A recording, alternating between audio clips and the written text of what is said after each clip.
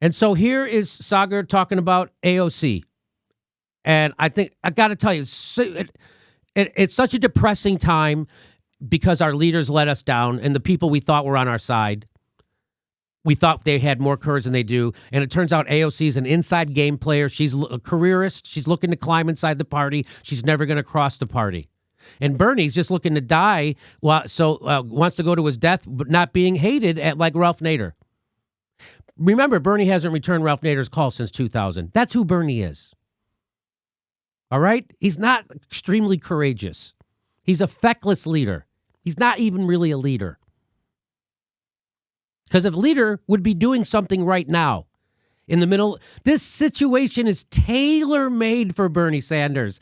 Tailor-made for him. And he stopped, in this moment, he stopped pushing for Medicare for all. I know that's going to sound crazy. I'm going to get to that story in a minute. People don't believe you, Jimmy. In this moment right now, Bernie Sanders has stopped pushing for Medicare for all. I know that sounds crazy. I'm going to show you. But let's go to Sagar and Jetty one more time. And the perfect example of this was the moments after the Senate passed its multi-trillion-dollar stimulus bill. You know, of course, Crystal and I thought it does far too little for working Americans, far too much for corporations. But that's not what her... Far too little. It does absolutely nothing. So I think that those are little mealy mouth words, too soft. It doesn't do way too much for corporate America and not enough for everybody else. It does nothing for anybody, and it gives away the entire country to the richest 1,000 people in it. Think of it this way. If our country is a house and your house is on fire, there's a fire. Oh my God, the roof is burning. The house is on fire. So what Nancy Pelosi, Chuck Schumer, Steve Mnuchin, Donald Trump, Bernie Sanders, and AOC just did was instead of sending a fire truck to your house to put out the fire, they sent a bunch of criminals to your house to rob it while it's on fire and then leave and still not put out the fire. That's what we're in right now. Our house is still on fire. They did nothing except fleece it. Bernie Sanders, AOC voted for it while giving grandstanding speeches and never calling out the real problem, which was their own leadership. That's the world we're living in right now. And that's why I'm going as hard as I fucking can at those cocksuckers. So I'm going to try and have influence over the people I can have influence over, just like Chomsky says. Why does he criticize the American government more than others? Because you're supposed to clean up your own house first. And second, I try to criticize the government I have the biggest chance of influencing. So I'm going to criticize the politicians. I have the biggest. That's why people, why don't you go after Trump more? The rest of the world seems to have it covered. And as usual, the problem isn't fucking them. It's the Democrats. It's Nancy Pelosi and Chuck Schumer who engineered this. You know, Jimmy, it's interesting how they keep saying that, oh, we have another package. We're working another package. Yeah. It's the stimulus package 4. Really? Okay, so I'm a little, are they letting me know? Are they kind of telling me, we're still working on this, everybody, because we don't want you to lose your fucking shit? And yes, I want to say that's right, because they have done nothing. People are scared, and I keep sending emails and DMs and texts to everybody inside the Sanders campaign saying people are scared right now, and I know you're not allowed to come on my show without permission from Nara Tandon and Debbie Wasserman Schultz, but could you please ask permission? Because the people who watch my show are really scared and nervous. But they're horrible. They have a horrible campaign. They couldn't get Jim Clyburn to fucking endorse them. They couldn't get Tulsi Gabbard to endorse. They're a horrible campaign. They have no idea how to build coalitions. They have no idea how to win a campaign. They have no idea how to make friends.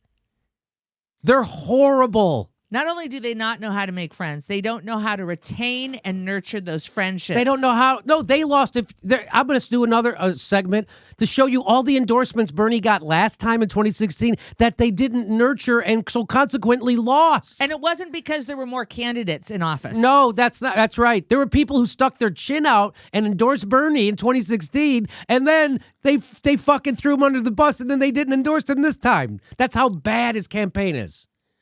They're horrible. And I just want to They're fucking horrible. Yes, Jimmy, I agree. They're horrible. And I want to add to that, and we've said this before, the idea that Bernie Sanders Okay, I'll say it. He's a solid dude, okay? Does that relieve everybody? He's a solid dude. Bernie Sanders, solid dude. That this solid dude, during a presidential campaign, continued to tell me to go vote? To say that Joe Biden is a good guy. He's a decent guy. Is a good guy and can beat Donald Trump. You're undermining the whole movement.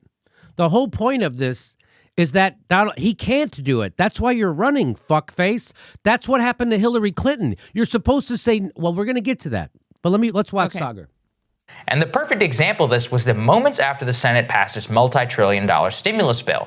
You know, of course, Crystal and I thought it does far too little for working Americans, far too much for corporations. But that's not what her first objection was about.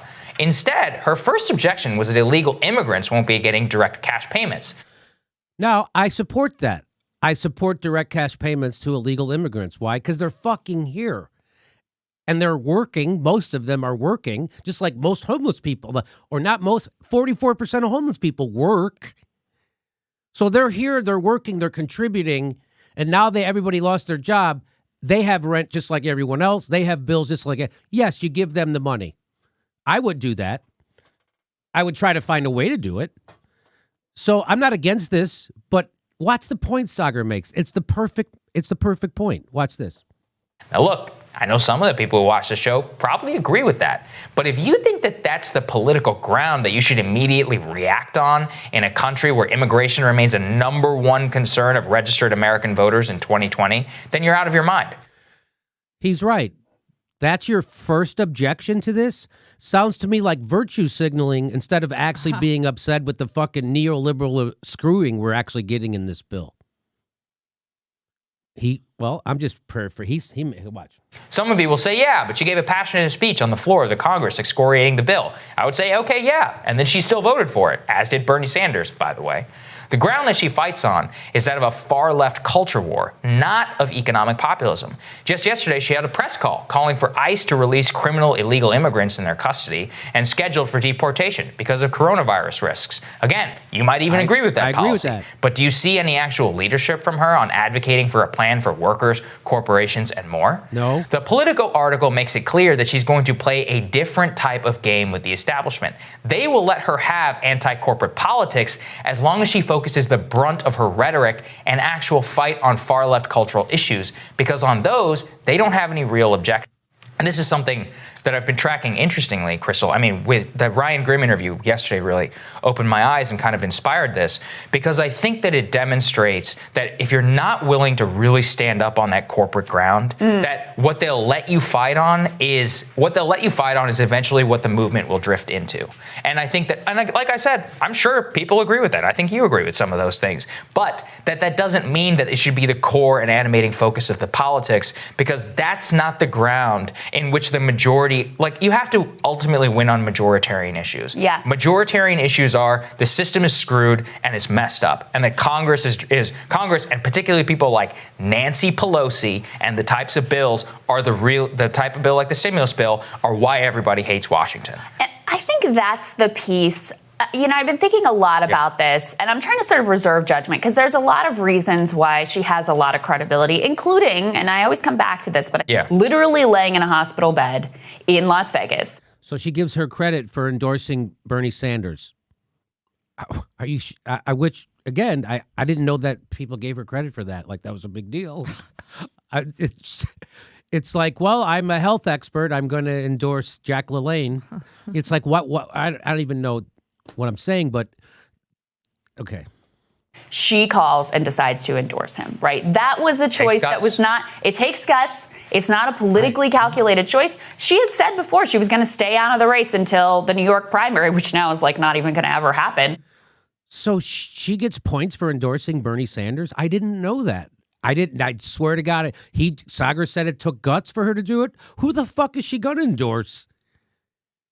I guess I didn't know this. So I didn't know that people gave her credit for that. I thought it was just expected that of course she's going to endorse Bernie Sanders. She'd be nothing without Bernie Sanders and the progressive movement and Susan, everybody fucking bringing in Young Turks and this show and everybody who gave her attention. She'd be nothing. It's just so funny. It's so funny that now she gets, and turns out she's not endorsing people like herself. She's not endorsing Justice Democrats who are primarying other. She didn't do it. It's only 2 of them she endorsed. But at that time, Elizabeth Warren was riding high. She looked like the ascendant candidate, and Bernie was at his lowest point in the polls, and she throws in behind him. So I give her a lot of credit for that. Okay, I don't. I give her 0. So I'm probably wrong on this, but just so you know how I feel, I don't give her any credit for this. 0. What if she didn't endorse Bernie Sanders? What would that fucking say about her? Who are you going to endorse? So I don't get why that. It's not like she's a fucking Republican and she endorsed Bernie Sanders, or that she's a corporate. She's supposed to be aligned with him at the hip.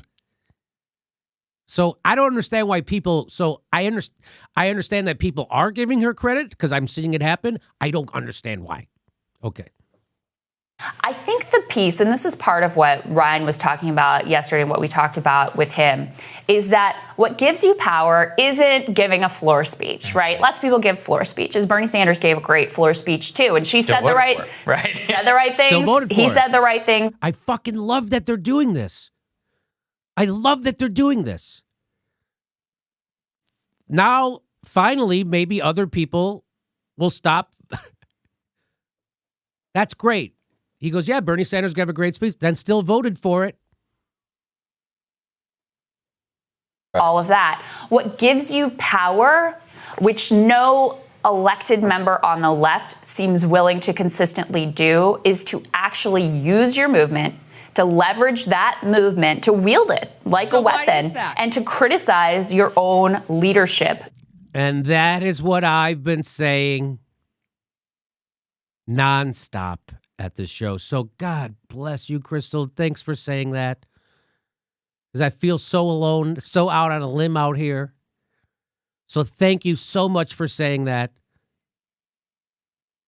Bernie is unwilling to use the power he already has to implement the things we need. He's like, well, if I could do that and you could get something, but it would be uncomfortable for me. So fuck you, you're not getting it because I'm not willing to do this. If you look at it like that, it makes you very angry at Bernie Sanders. And that's how I look at it. Because he's basically saying, I could tell Joe Biden, I could tell the world about Joe Biden, and they'd be shocked. I could tell the world about what happened in the 8 years he was vice president, and they would be shocked. I could just talk about his kids' corruption and his corruption, and they would be shocked. I'm not going to do any of that. I'm not going to use, and I could also threaten the establishment to stop cheating me because I've got a movement behind me and we're going to burn this place down at the convention and we're not voting for Joe Biden. He could do all kinds of, he won't do anything. He won't even vote against the bill that fucks you for a generation. You wait and see how bad things are going to get. You wait. And now Bernie's running around tweeting wildly, I'm working on another bill. I'm working on another stimulus. Oh, really? Are you? And what makes you think you can get it past this time, but you couldn't get it past last time? What has changed? Fucking nothing. You know what has changed? You lost your leverage, dummy. And now you're going to tweet like he's not doing anything for you. And you should be angry at Bernie Sanders. He's not doing a fucking thing for you. He's sitting in his fucking house with his goddamn campaign manager joined to him at the fucking hip. And they're thinking of new ways to tell everybody how great of a guy Joe Biden is. So I'll play this for you one more time, just so you get a good listen, because it's not coming from a dummy like me.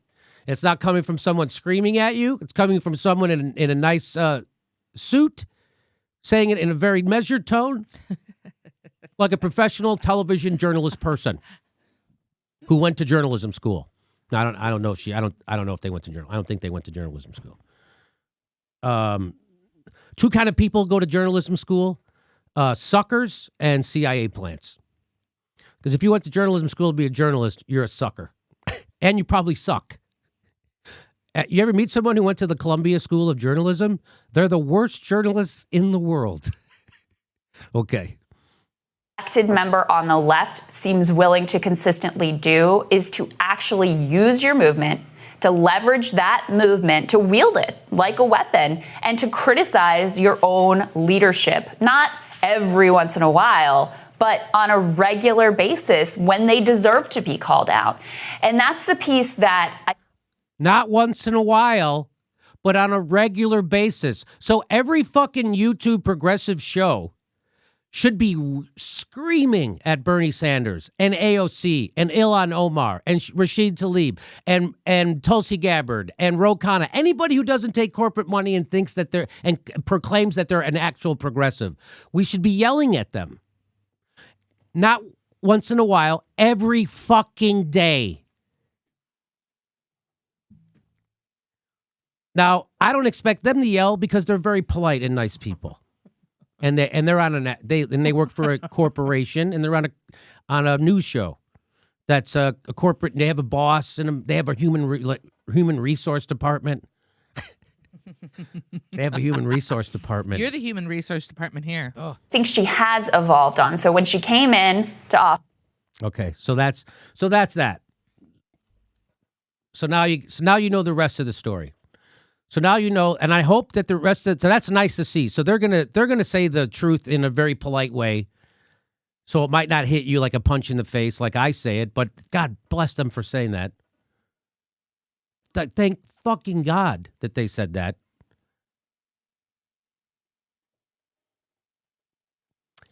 So now you know the rest of the story. And now when you go to your other YouTube shows and they're progressives and they're doing puff pieces on Bernie Sanders and AOC and calling them heroes or saying that Bernie's fighting. Bernie's not fighting. Bernie's not. He's doing the opposite of fighting. Bernie's enabling fucking a horrible corporate takeover of the country. Just so you know. I know they're not going to tell you that on the other shows.